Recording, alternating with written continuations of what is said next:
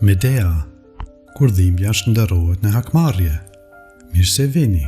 Sot do të flasim për një nga historitë më të fuqishme të letërsisë së lashtë, Medea. Por ky nuk është vetëm një mit.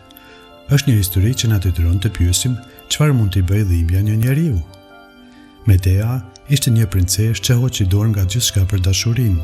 Ajo tradhoi familjen e saj, la dheun dhe rrezikoi jetën për Gjejsonin.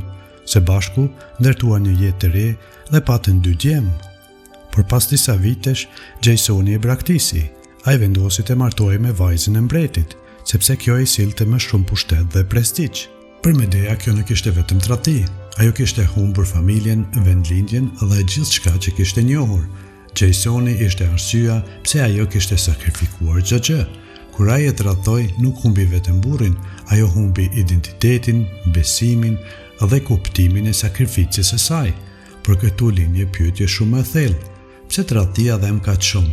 Sepse njeriu nuk humb vetëm personin që dashuron, ai humb besimin, sigurinë, të ardhmen që kishte imagjinuar dhe në pjesë të vetes.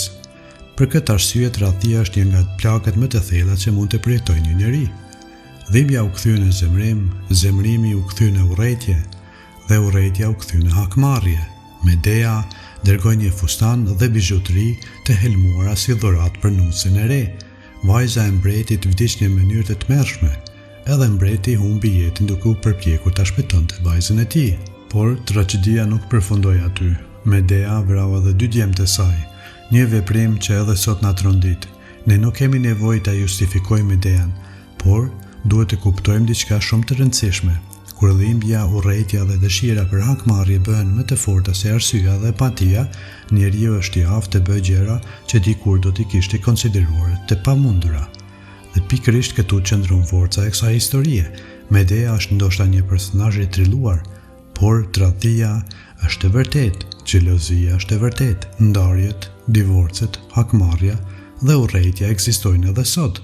Prandaj kjo histori ka mbijetuar për më shumë se 2000 vjet, jo sepse flet vetëm për Medean, por sepse flet për natyrën njerëzore.